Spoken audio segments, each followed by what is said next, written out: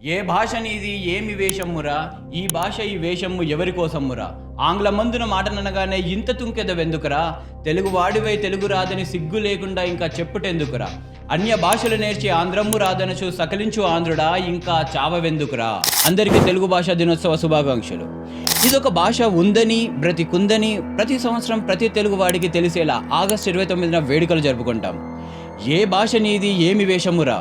ప్రజాకవి, తెలంగాణ సాహిత్య పితామహుడు శ్రీ కాళోజీ నారాయణరావు గారు అస్తమిస్తున్న సూర్యుడి వంటి తెలుగు భాష గురించి తన ఆవేదనని సాహిత్య రూపంలో వ్యక్తపరిచారు. తెలుగు నేల మీద స్కూల్లో తెలుగు మాట్లాడితే your kids speaking Telugu with other kids and spoiling them అని తల్లిదండ్రులకు చెప్తే వారు తెలుగులో మాట్లాడడం ఒక పరువు తక్కువ పనిగా భావించే నికృష్ట స్థితికి తెలుగు భాషని తెచ్చేశాం. పనిచేసే దగ్గర తెలుగులో మాట్లాడాలంటే నామూషి, కొత్త వారితో పరిచయం ఆంగ్లంలోనే అన్న అజమాయిషి. ఎంతమంది వాళ్ళ తల్లిదండ్రుల్ని నోరారా నాన్న అని పిలుస్తున్నారు. పా, డాడ్, డాడీ బ్రో.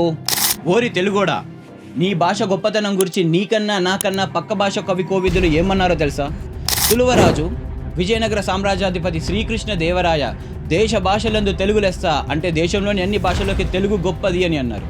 తెలుగువాడిగా పుట్టిన నువ్వు తెలుగులో మాట్లాడిన అది నువ్వు ఏ జన్మలోనో చేసుకున్న పుణ్యమని తమిళ గురువు అయ్యప్ప దీక్షితులు అన్నారు. సుందరమైన తెలుగులో నేను పాట పాడతాను, తెలుగు అత్యంత సుందరమైనది అని తమిళ సాహిత్యకారులు శ్రీ సుబ్రహ్మణ్య భారతి గారు అన్నారు.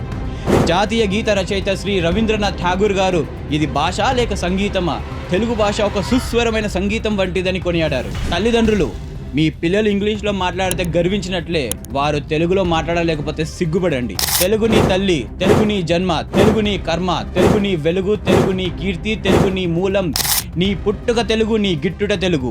మధ్యలో నువ్వు నేర్చిన అన్య భాష, అలవర్చుకున్న అన్య వస్త్ర వేష ఘోష మోజులో తెలుగు మరిచిన వారందరికీ మరొకసారి తెలుగు భాషా దినోత్సవ శుభాకాంక్షలు.